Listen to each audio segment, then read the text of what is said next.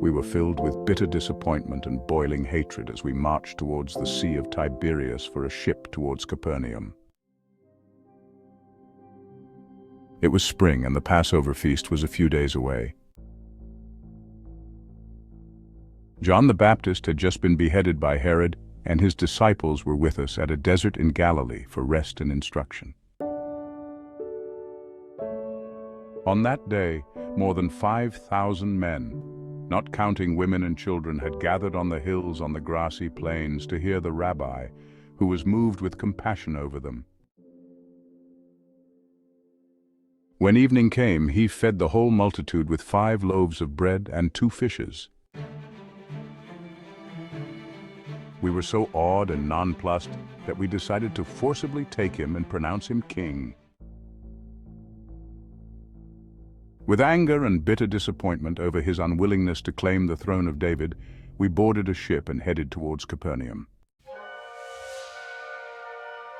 The night was calm and the sea was silent, but suddenly a strong wind from nowhere troubled the sea, and we battled for dear life. With all our efforts and experience, we tried unsuccessfully to overcome the gale. Our death was certain. When we gave up on life, a gleam of light revealed a mysterious figure approaching us upon the water. We thought the evil spirits and ghosts of the sea were coming for our lives. Terror overpowers us, and we cried for fear. The hands that had grasped the oars with muscles like iron let go their hold. The boat rocks at the will of the waves. All eyes are riveted on this vision of a man walking upon the white-capped billows of the foaming sea. As the phantom got closer and appeared to pass us, we recognized him and cried out, entreating his help. "Jesus!"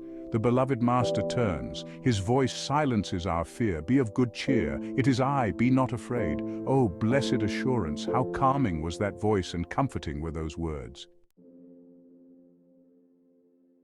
Peter was almost beside himself with joy. He cried out, "Lord, if it be thou, bid me come unto thee on the water." And he said, "Come."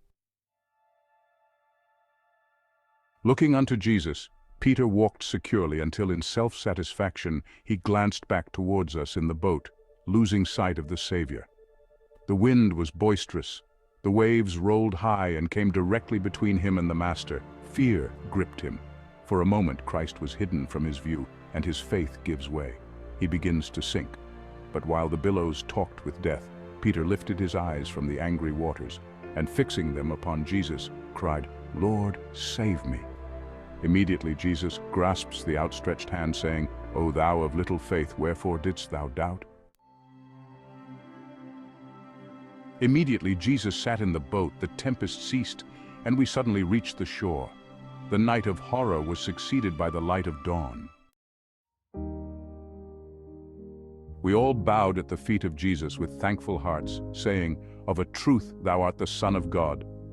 Peter was now subdued and silent, for through unbelief and self-exaltation he had very nearly lost his life. When he turned his eyes from Jesus, his footing was lost, and he sank amid the waves.